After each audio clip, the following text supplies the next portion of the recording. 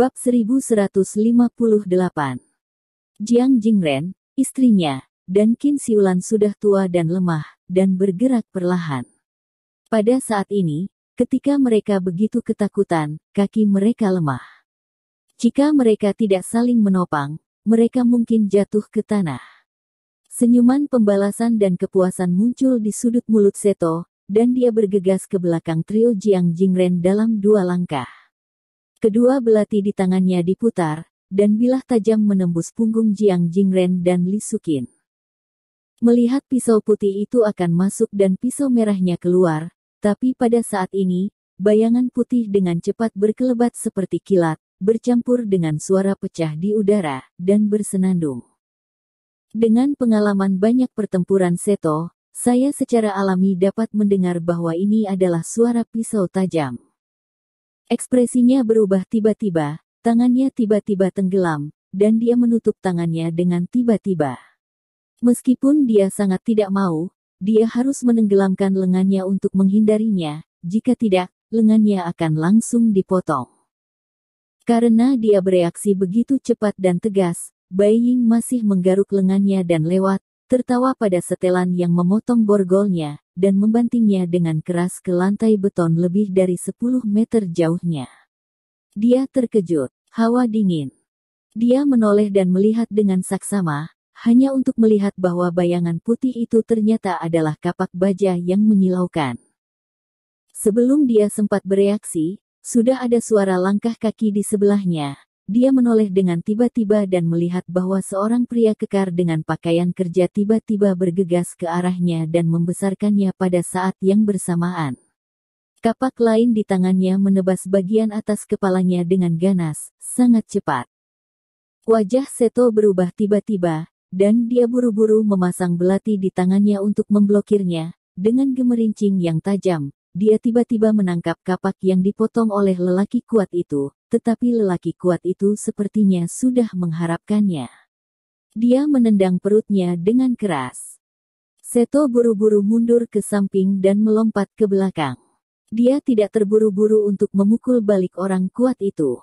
Belati di tangannya menunjuk ke orang kuat itu, dan dia berteriak dengan marah, "Siapa kamu? Itu bukan urusanmu. Jangan bunuh diri. Jalan." Dia melihat pria kuat dengan pakaian kerja seperti pekerja migran. Dia berpikir bahwa pria kuat ini sedang bekerja di dekatnya, jadi dia bergegas untuk melihat kebenaran dan keberanian. Di saat yang sama, dia terkejut di dalam hatinya. China sialan ini benar-benar macan jongkok, naga tersembunyi. Seorang pekerja pertanian terkenal sangat terampil. Pekerja migran ini tidak hanya sangat terampil, tetapi juga sangat keren. Dia sama sekali tidak berbicara omong kosong dengannya, tetapi hanya menjawab dengan beberapa kata, "Mereka yang menginginkan hidupmu." Mengatakan, buruh migran, beberapa langkah bergegas menuju kapak yang tadi terlempar ke tanah, meraih kapak, berbalik dan bergegas kembali ke arah Seto. Kedua kapak di tangannya menari-nari dengan teriakan, gerakan tajam, dan pasangan yang serasi. Dengan niat membunuh yang tak ada habisnya. Seto kaget. Apakah orang-orang Tionghoa ini gila, begitu putus asa untuk melakukan apa yang benar? Dengan tergesa-gesa, dia dipaksa untuk berdiri dengan pisau untuk memblokir, dan dia menjadi pertempuran dengan pekerja migran ini. "Paman Jiang, kamu baik-baik saja?" Pada saat ini, Shen Yuxuan, Zhou Chen dan Li Qian buru-buru kembali untuk mendukung Jiang Jingren dan Qin Siulan, dan membantu mereka berlari menuju gedung kantor. Yang tidak mereka duga adalah 2 sosok hitam muncul di kedua sisi saat ini, keduanya memegang pedang Jepang yang tajam di tangan mereka, dan bergegas ke arah mereka. "Paman Jiang, pergi."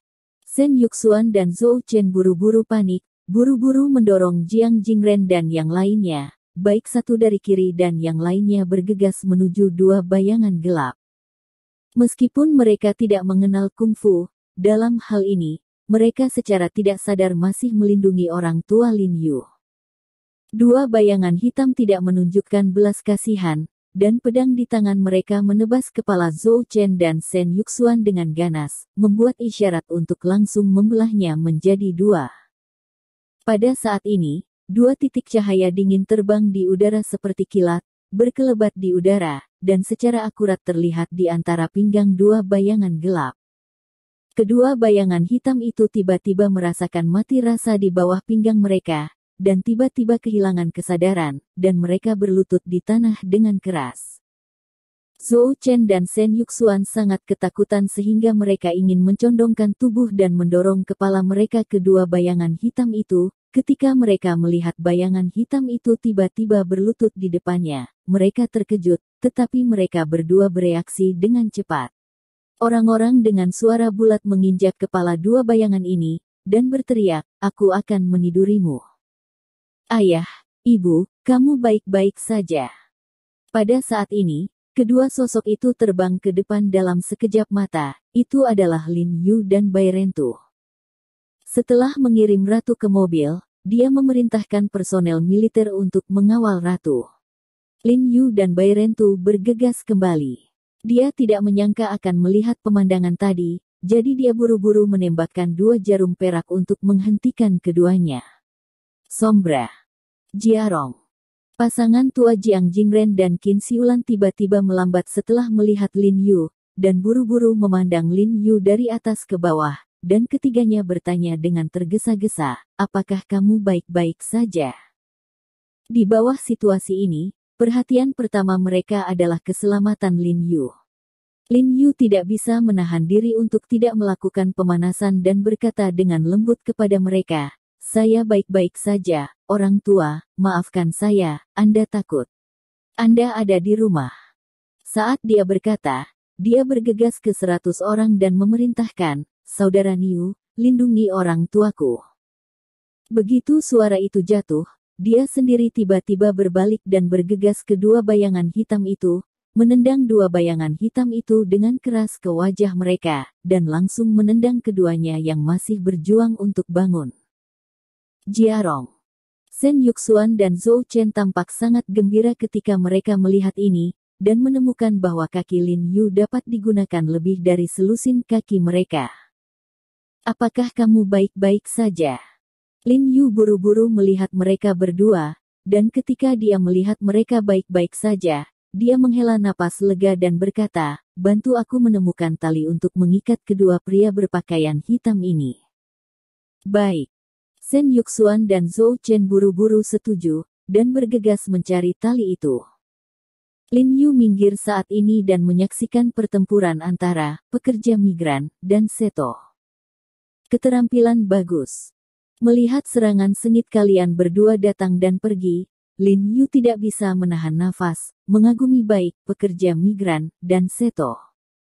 Pada saat ini, dia telah menemukan bahwa keahlian dari anggota organisasi Shenmue ini sangat tidak biasa, dengan satu gerakan 31 pembaruan cepat sedikit dari pesona asli Furukawa Kazuya. Alis Lin Yu tidak dapat membantu tetapi ekspresinya menjadi serius. Tampaknya ini adalah anggota elit organisasi Shenmue. Pantas saja dia bisa disebut elit. Ternyata biografi sebenarnya dari Liga Master Pedang. Jelas, Liga Master Pedang akan menghargainya. Beberapa rahasia latihan dibagikan kepada personel elit organisasi Shenmue, jadi anggota organisasi Shenmue di depan mereka dapat memiliki keterampilan seperti itu. He Jiarong. Kali ini, Seto yang sedang berperang melawan para buruh migran, melihat Lin Yu di samping, wajahnya tiba-tiba berubah.